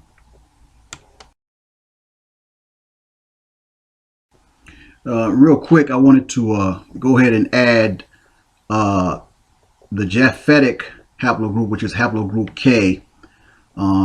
Here's your Ashkenazis, man, and strangely, it wasn't on the other chart with the other haplogroups, but I'm not really surprised, because those Ashkenazis go through great lengths to try to hide and try to to be deceptive of their DNA and their haplogroups and things like that. So it doesn't surprise me, but I figured this was important to include, so you can see haplogroup K, which is actually the Aryans, or the Caucasians, the Europeans. You can see them plain as day, man. Magog, Gomer, and Ashkenaz, and so there it is, haplogroup K, and some of their descendants.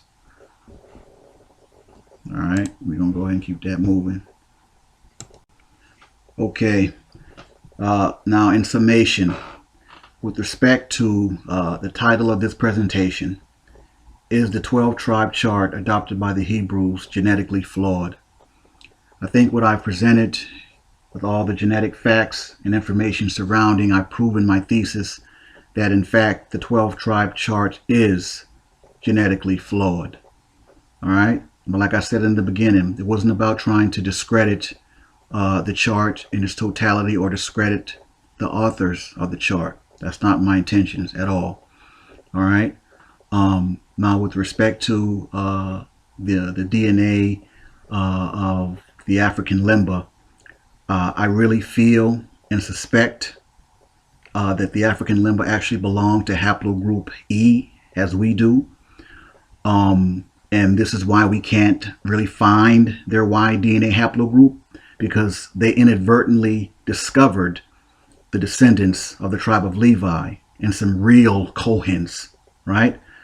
And so if they released their Y DNA haplogroup, it would inadvertently discover or identify us, because please believe, my people, we are the same. We are related to the African limba. They are our Hebrew brothers in the South.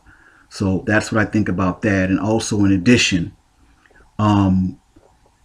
we've already proven, and we continue to prove, not only with scripture, but with our DNA, right, that we may look similar to Africans or people within that region, but by genetics and by our blood, we are not the same people. All right. I don't care nothing about, you trying to lump us all together and just call us all Africans because of how we quote unquote look.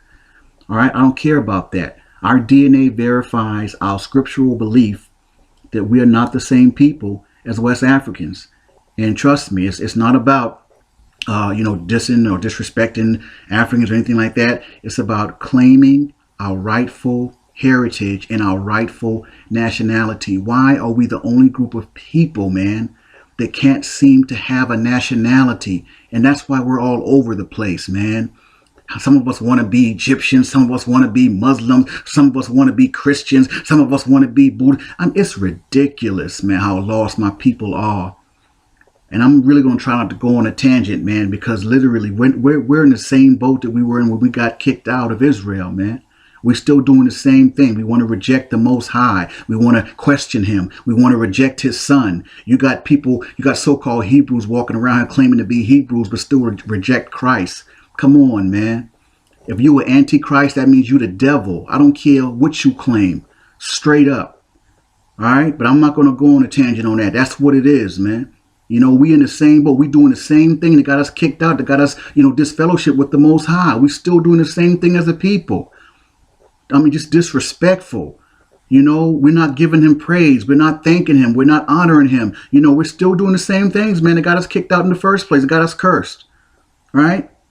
But anyway, not to go on a tangent. As far as the presentation, I think I proved that, beyond a shadow of a doubt, that the chart is emphatically not totally factual. All right. So, with that, man, we just gotta keep our heads up, man. I mean, we gotta keep building. I mean, that's it. I mean, just and not be comfortable in ignorance. That's really all it really boils down to. And those groups that or those people that's in those groups that are not Hebrews by blood. I mean, Exodus 12:48 says, yeah, they can sojourn with us. If they keep the laws and commandments and to get circumcised and all that, they can sojourn with us. But my thing is this, if all these years we've been promoting that chart and they're not biting, I mean, what's the use?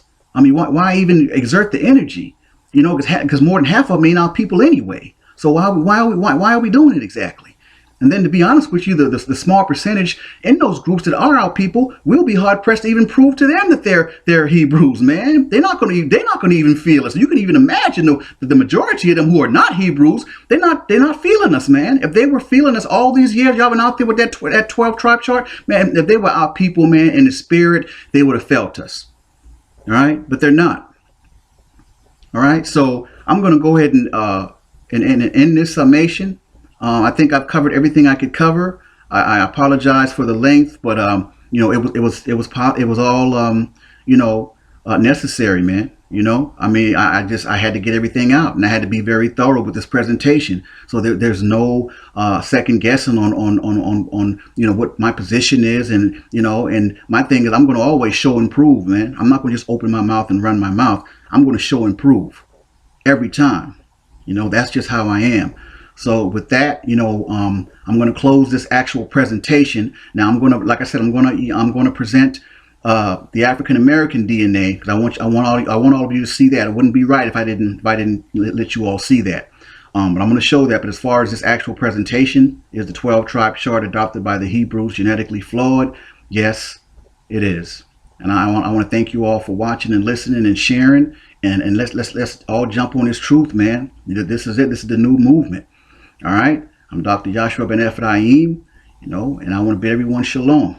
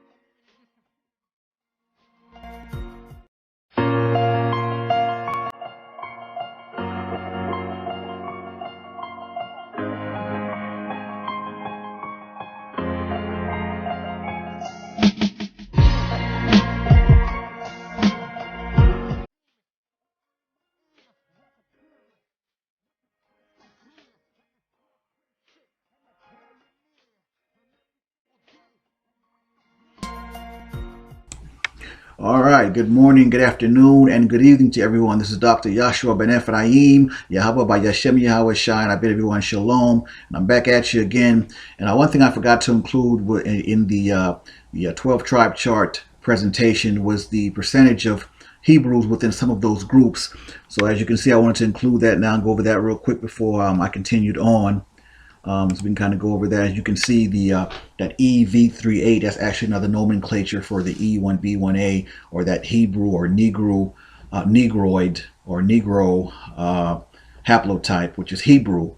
And as you can see, at the percentage of Spanish and Americans and the Cubans, Dominicans, Puerto Ricans, Nicaragua. Now these are all samples of those groups within these places or with these people. Right, so as you can see, almost 10% And Cubans are Hebrews, approximately close to 10%. Of Dominicans are Hebrews. Puerto Ricans are roughly 20%. And if you remember, Puerto Ricans and Brazilians, West Indians or Jamaicans, and Haitians actually have the highest percentage of Hebrew blood out of all those groups in that 12 tribe chart. So I kind of wanted to give you guys a snapshot of that. These numbers aren't hard line, but it gives you a real good idea of the amount of Hebrews by blood that we have in a lot of these groups in Central America and beyond. All right, so I just kind of wanted to, include that and speak on that for a little bit. All right, moving right along.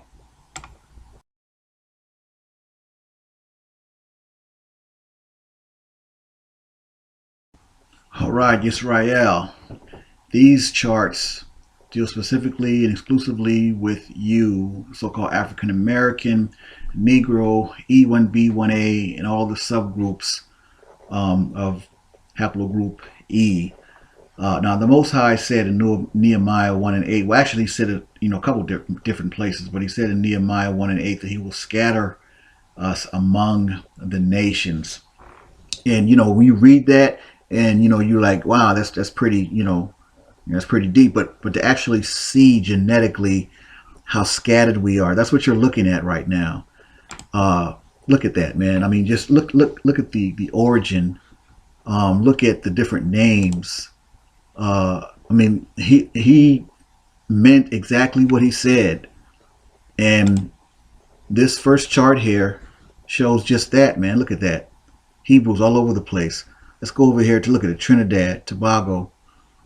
Let's scroll down a little bit. Look at Saudi Arabia. Look, EM2, Hebrew. Jamaica, Guatemala, Nigeria. Look at that, man. Got one in Ethiopia. Look at that. Puerto Rico. Black people, we're literally looking at what the Most High said. That's us, man. That's us scattered about all the nations. That's us. Those are all Hebrews, man. Those are all Hebrews. It's fascinating to me, man. And I wanted you all to see that. All right, and I'm gonna end this this segment with something very strong and powerful, leading up to the next video. But I wanted y'all to see that. Leave it up for a little bit before we go to the next DNA slide. All right.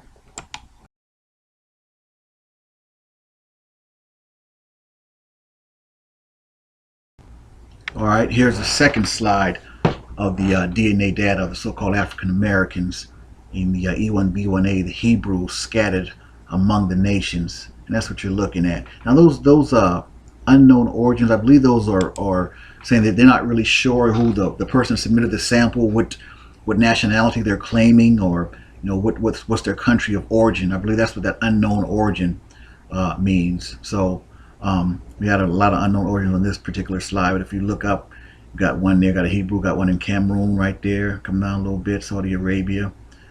Saudi Arabia, one in Angola, one in Cuba. Now the ones in West Africa, that's not surprising, because I mean that's pretty much where we're centrally located. The majority of us are centrally located, man, in West Africa. Black people, do not get it twisted. We are deep in West Africa, and truthfully, well, I'll deal with that before the segment ends. But yeah, we are definitely rooted in West Africa. So we're gonna go on to the next slide. We don't have a lot of data or origins on this chart here, so we're gonna go on to the next one. Okay, now this is the third chart. Now this one I really found like pretty fascinating, man. You go down the list here, so you got one in Jamaica there.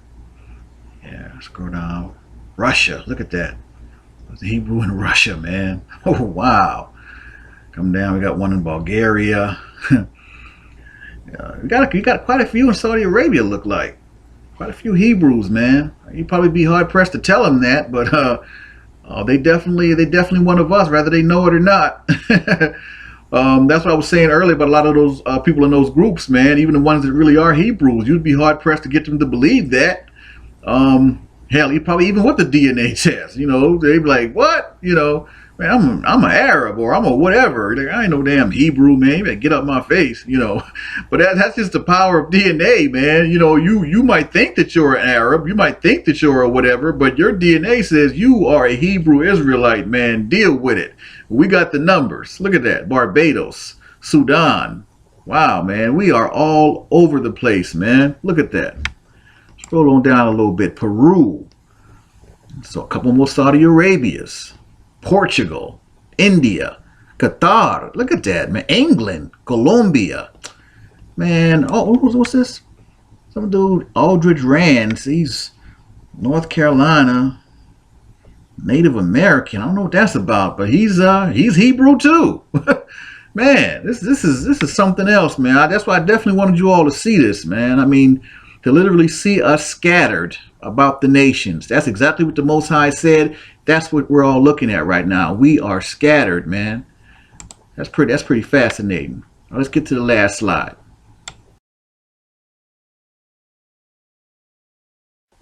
All right, fam. We in the 9th inning. This is the last chart of the DNA data of the so-called African American, the Negro, the Hebrew, showing how we're scattered about the nations, as the Most High said. All right. And I just thought of something too as I'm looking at all these stats and this data, man. Apparently our DNA isn't as absent from the Middle East as a lot of may have thought, because we got a lot of, look at that, Saudi Arabia, Kuwait. It looks look we got one in Israel. Look at that, Israel, EM2, Israel. Bahamas, Jamaica, no surprise there. South Africa, scroll on down. So, we're not as, our haplogroup isn't as extinct as one might have thought from the Middle East. It's just that we're more scattered. We're just kind of scattered in, right? But I wanted to include this though. There is a nucleus of us in West Africa, and that's going to be this. That's a segue into my next and last slide. I'm going to show you all a percentage of where we are in West Africa in the different tribes, and that's how we're going to end that before we get to that next video that I'm going to do. I mean, it's going to be off the chart. It's going to be comprehensive, man. I only know one way. So we're going to go ahead and end this. You guys can go back and press pause if you have to, whatever the case may be. But I'm going to go ahead and end this. I just wanted you to see all the DNA data and how scattered we are, and just actually see it. But we're going to move right along, man. All right.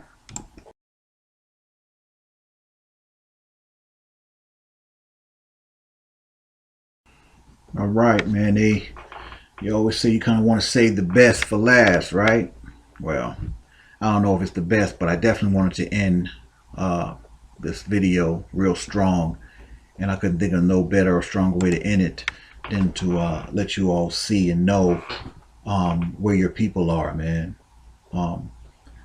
What you're looking at right here, these by the numbers are where your people or your other Hebrews are in West Africa, in which tribes they are, and by what percentage. Look at that.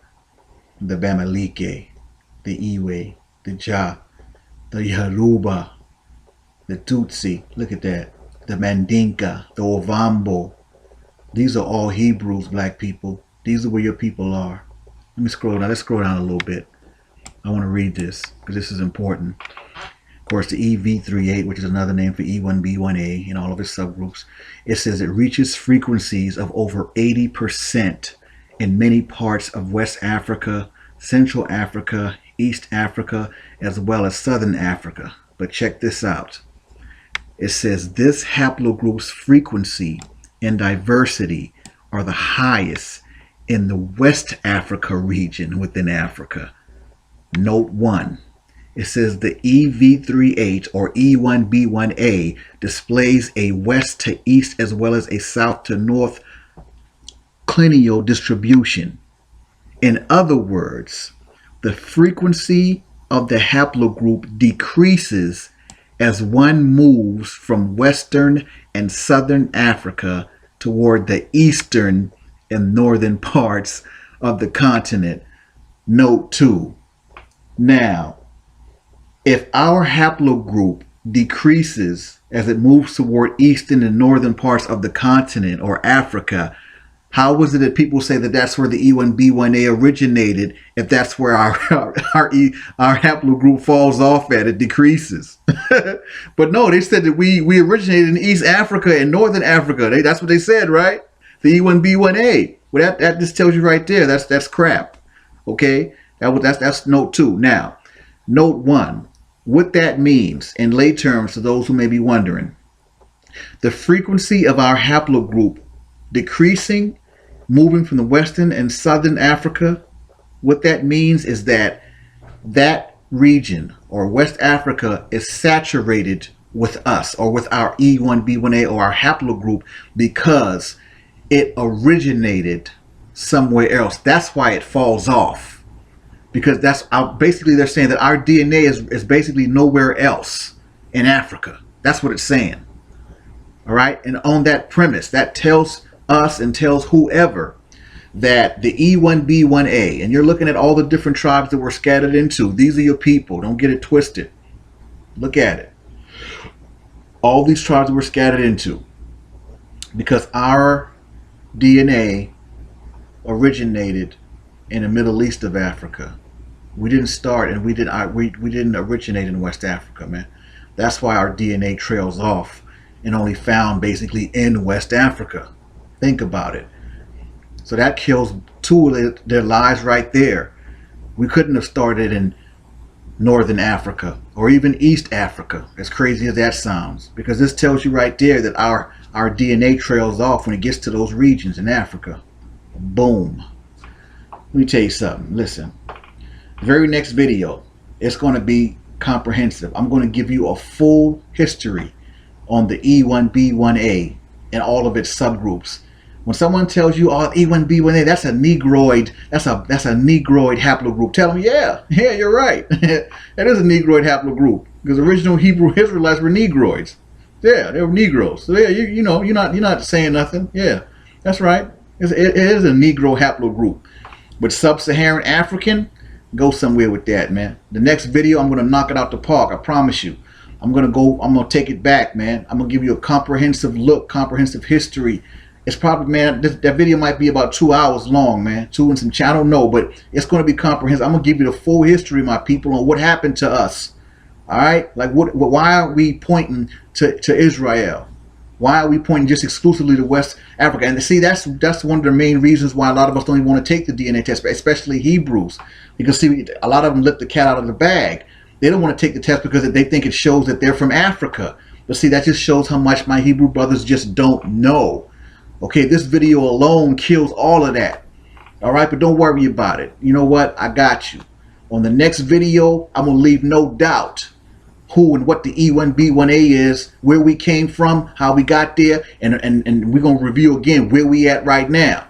All right, so I just want to thank everybody, man, for listening to this video. I know it's long, but I promise you, everything in it was necessary.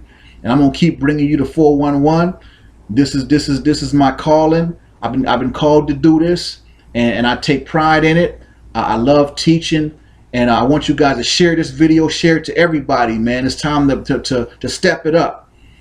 All right, this is the whole new thing, man. We need to get away from that whole 12 tribe chart. We need to focus our energy on our people, man. The people that are really our people by blood, and stop concentrating on a bunch of people who ain't studying us, man. They ain't thinking about us. If they want us to adjourn, that's fine. But we already know by blood. Look at all our people, man. Come on. And the only tribe missing off this chart, which is very important to us, especially as so-called African Americans, are the Igbo Jews. I don't know how they missed them off this chart, but they're missing off this chart, and they should have been there. The Igbo Jews, and I'll tell you exactly why on the next video, how and why they're so important to us as so-called African Americans. I'm gonna definitely go over that. But I'm gonna end this whole thing now. You know, I thank everybody. You know, and we're gonna keep it moving. This is Dr. Yashua Ben Ephraim, Yahweh by Yashem Yahweh Shai. Shalom.